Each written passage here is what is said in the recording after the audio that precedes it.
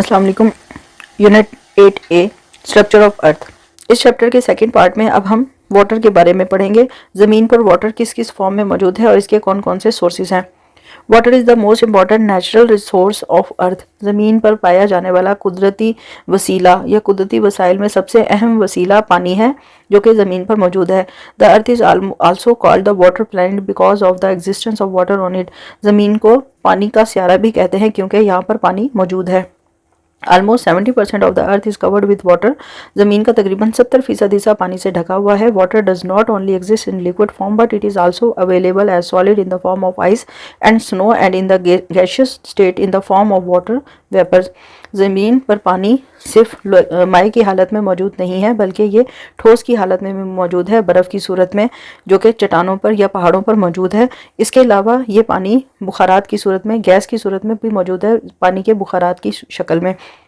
All water found on अर्थ। ज़मीन पर मौजूद पानी में से तकरीबन only 3% is fresh water and usable by humans and the remaining water is in oceans and marine water. ज़मीन पर मौजूद पानी में से तकरीबन सिर्फ 3% पानी ही ताज़ा पानी की सूरत में मौजूद है जिसे इंसान इस्तेमाल कर सकते हैं।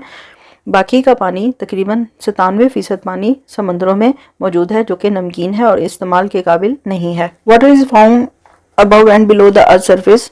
पानी ज़मीन के ऊपर भी मौजूद है और ज़मीन के अंदर निचली तह में भी मौजूद है। Both surface water and ground water are important for living thing. दोनों ही तरह का पानी चाहे वो ज़मीन के ऊपर हो या ज़मीन के नीचे हो जिंदा जानदारों के लिए बहुत अहम है। Distribution of water on earth is given below. ज़मीन पर पानी की तकसीम को इस टेबल में दिखाया गया है। तक ज़मीन पर पानी दो हिस्सों में तकसीम है, एक ताज़ा पानी जो कि 3% है और ओशन वाटर या समुद्री पानी जो कि 97% है। ताज़ा पानी ज़मीन पर दो जगहों पर मौजूद है, सरफेस पर मौजूद है और ग्राउंड की सूरत में मौजूद है, और तीसरी शक्ल इसकी ग्लेशियर की सूरत में या बर्फ़ की सूरत में मौजूद है, वो भी सरफेस वाटर पर में ही काउंट होगा। सरफेस वाटर तकरीबन 1.2% है, चाहे वो दरियाओं में, नदी नालों में, किसी भी सूरत में हो। ग्राउंड वाटर जो ज़मीन के नीचे पानी है वो तकरीबन 31% है और बाकी का पानी ग्लेशियर यानी बर्फ़ की सूरत में चट्टानों पर मौजूद है। सरफेस वाटर को हम मज़ीद 3 हिस्सों में तकसीम करते हैं। ग्लेशियर पे मौजूद या आइस की सूरत में मौजूद पानी सरफेस वाटर का तकरीबन 69% बनता है। लेक्स में या झीलों की सूरत में जो पानी है वो सरफेस वाटर का तकरीबन 20.9% बनता है, और इसके अलावा जो दूसरी शक्लों में पानी है, तालाबों में या किसी और शक्ल में, वो तकरीबन 10% बनता है। यानी हम तकरीबन ज़मीन पर मौजूद पानी को 2 हिस्सों में तकसीम करते हैं, fresh water, ocean water. Fresh water की फिर 3 कैटेगरीज हैं, ग्लेशियर की सूरत में, ग्राउंड वाटर की सूरत में और सरफेस वाटर की सूरत में। सरफेस वाटर को फिर हम 3 कैटेगरीज में डिवाइड करते हैं, ग्लेशियर्स, लेक्स और दूसरी फॉर्म्स वगैरह। Surface water water bodies found on earth are visible to us as surface water. वो तमाम पानी के ज़खायर जो ज़मीन के ऊपर मौजूद है और हमें नज़र भी आते हैं, सरफेस वाटर कहलाते हैं।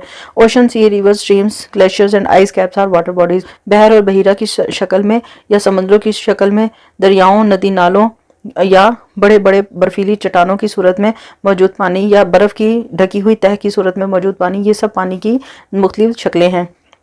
Water present above ground in form of streams, rivers, lakes etcetera is called surface water.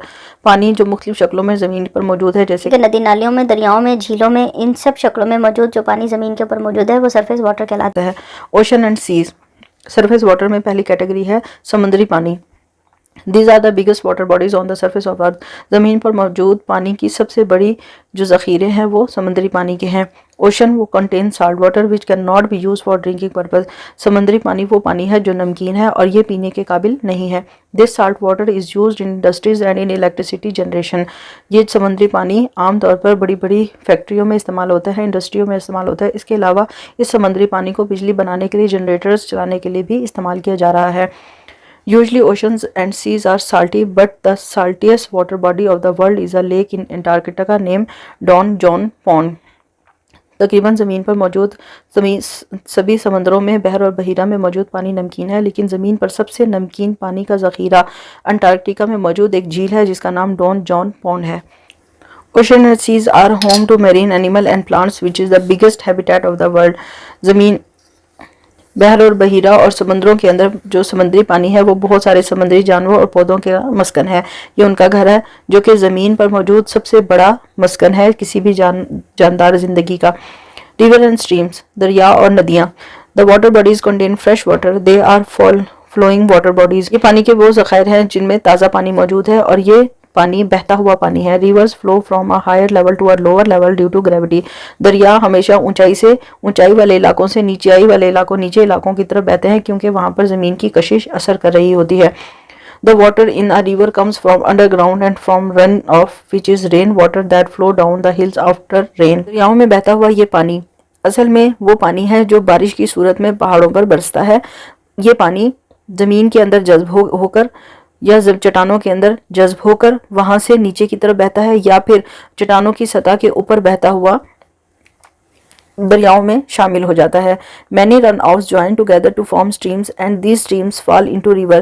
بہت سارا پانی جو زمین پہاڑوں کے اوپر چٹانوں کے اوپر اکٹھا ہوتا ہے ندی نالوں کی صورت میں چھوٹی چھوٹی آبشاروں یا ندیوں کی صورت میں آخر میں یہ آبشاریں یا ندیاں اکٹھی ہو کر دریاؤں میں شامل ہو جاتی ہیں. Rivers and streams are the habitat of many animals and plants that live in fresh water. دریاؤں میں بھی اور ندیوں میں بھی بہت سارے جانور اور پودے رہتے ہیں اور یہ ان جانوروں اور پودوں کا مسکن ہے جو کہ اس تازہ پانی میں رہ رہے ہیں. تازہ پانی کی ایک اور شکل ہے گلیشیئر اینڈ آئس کیپ. وہ پانی جو کہ برف کی چٹانوں کی صورت میں یا برف کی تہ کی صورت میں پہاڑوں پر موجود ہے. Glacier and ice caps are the solid form of water. برف کی چٹانیں یا برف کی یہ سخت سطحیں پانی کی ٹھوس شکل ہے. They contain fresh water in frozen state. ان کے اندر پانی موجود ہے جو کہ جمی ہوئی حالت میں ہے. They are formed when there is a huge amount of سنو فال and it does not get a chance to melt. یہ اس وقت بنتے ہیں یہ گلیشیئر یا آئس کیپ اس وقت بنتے ہیں جب بہت زیادہ برف باری ہو اور پھر یہ برف جو زمین پر پڑی ہے اسے پگھلنے کا موقع ہی نہ ملے. With continuous snowfall, snow accumulate to form ice. بہت زیادہ برف باری کی وجہ سے یہ برف جو زمین پر پڑی ہے یہ اکٹھی ہوتے ہوتے ایک برف کی چٹان کی شکل اختیار کر لیتی ہے. It start melting in summer.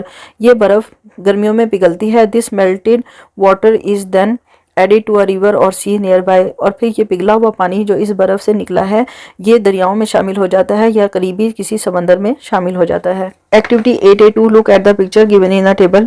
Table میں دی گئی مختلف تصویروں کو آپ دیکھیں. List what they are and describe percentage of water, fresh water in them. ان کے آپ نے نام لکھنے ہیں ان پکچرز کے اور ان کے سامنے ان کی پرسنٹیج لکھنی ہے. ریور پہلی شکل ایک ریور کی ہے جو ایک بہتا ہوا دریا کا پانی ہے پہاڑی علاقوں سے نیچے کی طرف اکٹھا ہو گیا ہے.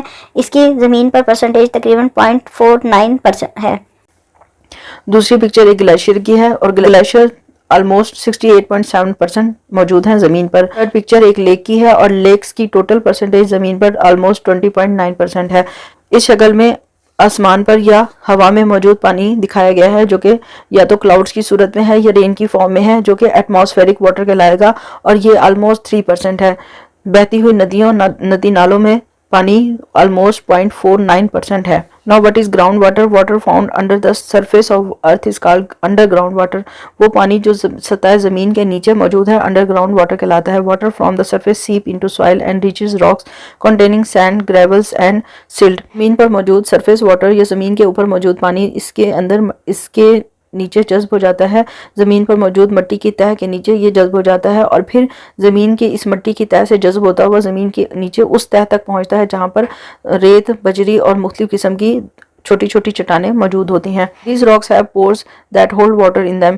یہ جو چٹانیں ہیں زمین کے نچلی تہ میں ان چٹانوں کے درمیان چھوٹے چھوٹے سوراخ ہوتے ہیں اور ان سوراخوں میں ان پورز کے اندر پانی کے مالیکیول یا پانی ان کے اندر جمع ہو جاتا ہے. These are called aquifer. یہ جو چھوٹے چھوٹے پانی کے ذخائر ہیں یہ چھوٹے چھوٹے پورز جن کے اندر پانی جمع ہو گیا ہے پانی کے ذخائر بن گئے ہیں ان چھوٹے پانی کے ذخائر کو کہتے ہیں ایکویفر. ایکویفر کیا ہے؟ ایکویفر پانی کا وہ ذخیرہ ہے جو زمین کی سطح کے نیچے موجود چھوٹی چھوٹی پتھروں کی چٹانوں کے درمیان موجود خالی پورز کے اندر جمع ہو گیا ہے. This water can move between these substances as they have huge spaces between them. یہ جو پانی ہے یہ ایک جگہ سے دوسری جگہ موو کرتا ہے یعنی اس کے اندر بہتا رہتا ہے کیونکہ یہ جو چٹانیں ہیں ان کے درمیان خالی جگہ زیادہ ہے. A large amount of water is absorbed by land in the form of ground water when it rains. جب بھی بارش ہوتی ہے تو پانی کا ایک بہت بڑا حصہ زمین کے نیچے جذب ہو جاتا ہے گراؤنڈ واٹر کی صورت میں. Ground water is found almost everywhere on earth. زمین کے تقریباً ہر حصے پر ہی نیچے گراؤنڈ واٹر موجود ہے. زمین کے ہر سطح کے نیچے پانی موجود ہے. People dig well to obtain this water for domestic purpose. لوگ کنویں کھودتے ہیں تاکہ اس پانی کو اپنے گھریلو استعمال کے لیے نکالا جا سکے. Many plants and crops gets irrigated due to this water. مختلف قسم کے پودوں اور فصلوں کو پانی دینے کے لیے اس گراؤنڈ واٹر کو استعمال کیا جاتا ہے. This water is also use for industrial purposes. یہ پانی گراؤنڈ واٹر مختلف قسم کے انڈسٹریز میں اور فیکٹریوں میں بھی استعمال کیا جاتا ہے. Many leak and streams are also filled with this water. بہت ساری بہتی ہوئی ندی نالوں میں اور جھیلوں میں یہی گراؤنڈ واٹر موجود ہوتا ہے. Activity 8A3. Find out the movement of water under the surface of earth in between sand, clay and gravels. زمین کے نیچے موجود ریت، مٹی اور چھوٹی چٹانوں کے درمیان پانی کی بہنے یا پانی کی حرکت کو آپ نے آبزرو کرنا ہے. To do so, get 3 transparent plastic bottle, equal amount of sand, gravels and clay and a magnifying glass and colored water. اس چیز کو آبزرو کرنے کے لیے، یعنی زمین کے نیچے جو مختلف تہیں ہیں اس میں پانی کس طرح بہتا ہے، اس کو آبزرو کرنے کے لیے آپ نے 3 پلاسٹک کی بوتل لینی ہے، شفاف پلاسٹک کی بوتلیں لینی ہیں جس کے اندر سب کچھ نظر آتا ہو. اس میں آپ نے برابر مقدار میں، ایک میں آپ نے ریت ڈالنا ہے، ایک میں آپ نے بجری ڈالنی ہے اور ایک میں آپ نے مٹی ڈالنی ہے. اس کے علاوہ آپ کے پاس ایک میگنیفائنگ گلاس ہو جس میں آپ کو بڑا کر کے دکھایا جو آپ کو بڑا کر کے دکھائے، اور آپ نے ایسا پانی لینا ہے جو رنگدار ہو. Make holes in the bottom of H bottle. ہر بوتل کے نیچے حصے میں، اس کی سطح پر، اس کے نیچے آپ نے چھوٹے چھوٹے سوراخ کر دینے ہیں. فل the first bottle with send, second with gravel and third with clay. پہلی بوتل کو آپ نے ریت سے، دوسری کو آپ نے بجری سے اور تیسری کو آپ نے مٹی سے بھرنا ہے. Before pouring water into the bottles, predict from which substance water will move more quickly. آپ اس بوتلوں میں پانی ڈالنے سے پہلے ذرا ہمیں آپ سوچ کے بتائیں کہ ان تینوں میں سے، یعنی کہ کلے، سینڈ اور گریول میں سے کون سی چیز ہے جس میں سے پانی سب سے جلدی نکل جائے گا. Write down your prediction in your note book. اور اپنی اس پریڈکشن کو آپ نے اپنی نوٹ بکس میں بھی لکھنا ہے. اگر آپ سوچیں تو سب سے جلدی پانی گریول میں سے نکلے گا کیونکہ بجریوں کے درمیان خالی جگہ زیادہ ہوگی. بڑی بڑی وہ سینڈ اور کلے کی نسبت وہ اس کے ذرات بڑے ہوتے ہیں تو اس لیے وہ آپس میں بہت اچھے سے جڑے ہوئے نہیں ہوتے.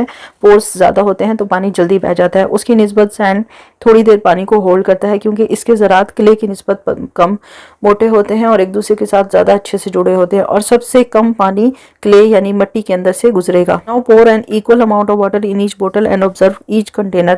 اب تینوں بوتلوں میں برابر مقدار میں پانی ڈالیں اور تینوں کو ہی آبزرو کریں. Note the time taken by each bottle using stopwatch.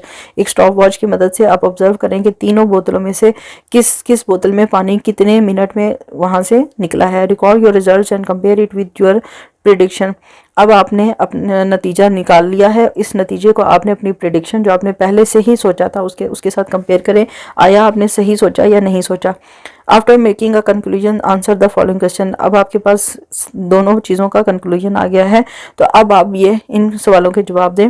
Which plastic bottle empties the faster. کون سی پانی کی بوتل ہے جو سب سے پہلے خالی ہوئی. گریول جس کے اندر موجود تھا یعنی بجری جس کے اندر موجود تھی وہ بوتل پہلے خالی ہوگی. وچ plastic bottle empties the slowest. جو سب سے دیر سے خالی ہوگی وہ کلے والی بوتل ہوگی کیونکہ وہ مٹی پانی کو تھوڑی دیر اپنے اندر ہولڈ کرتی ہے. اور اسی وجہ سے پودے بونے کے لیے سب سے بہترین چیز ہوتی ہے کلے. سب سے زیادہ پودے مٹی کے اندر ہی پروان چڑھتے ہیں کیونکہ مٹی پانی کو جذب کرتی ہے اور اپنے اندر اتنی دیر اپنے اندر روکتی ہے جس کی وجہ سے پودوں کے استعمال کے لیے پانی موجود ہوتا ہے. How do different materials effect the natural flow of water. کسی بھی مٹیریلز کے پارٹیکلز کا سائز اور ان کا ٹیکسچر یعنی ان کی بناوٹ پانی کے بہاؤ پر اثر انداز ہوتے ہیں. Work it out. Label the structure of earth and write the thickness of each layer of the earth. Us picture میں آپ نے زمین کے مختلف لیئرز کا نام لکھنے ہیں اور ہر ایک لیئر کی آپ نے تھکنس بتانی ہے. زمین کا سب سے بیرونی حصہ کرسٹ کہلاتا ہے. زمین کا درمیانی حصہ مینٹل کہلاتا ہے اور زمین کا سب سے اندرونی حصہ کور کہلاتا ہے. زمین کا بیرونی حصہ کرسٹ 2 حصوں پر مشتمل ہے. کانٹیننٹل کرسٹ اور اوشینک کرسٹ. وہ حصہ جہاں پر مٹی موجود ہے یا جہاں پر خشکی ہے وہ کانٹیننٹل کرسٹ ہے اور یہ تقریباً 8 سے 70 کلومیٹر موٹا ہے. زمین کا دوسرا حصہ جو کہ سمندری پانی کے نیچے موجود ہے اوشینک کرسٹ کہلاتا ہے اور یہ تقریباً 5 سے 8 کلومیٹر موٹا ہے. مینٹل کا اوپر والا حصہ اپر مینٹل ہے جو کہ تقریباً 640 کلومیٹر موٹا ہے. اپر مینٹل کے نیچے والا حصہ لوور مینٹل ہے جو کہ 640 کلومیٹر اور 3000 کلومیٹر کے درمیان کی موٹائی میں موجود ہے. آؤٹر کرسٹ مینٹل کے اندر والا حصہ کور ہے جو زمین کا سب سے اندرونی حصہ ہے. کور 2 حصوں پر مشتمل ہے. آؤٹر کور تقریباً 5150 کلومیٹر موٹا ہے اور جبکہ انر کور 2500 کلومیٹر کی تھکنس پہ مشتمل ہے. تمام چیپٹرز کی کمپلیٹ سالوڈ ایکٹیویٹیز اور ایکسرسائزز کے لیے ویب سائٹ www.abdirinfo.com پر وزٹ کریں. کسی بھی کلاس کے سائنس یا بیولوجی کے لیکچرز حاصل کرنے کے لیے چینل کو سبسکرائب کریں اور کمنٹ باکس میں ڈیمانڈ لکھ کر میسج کریں.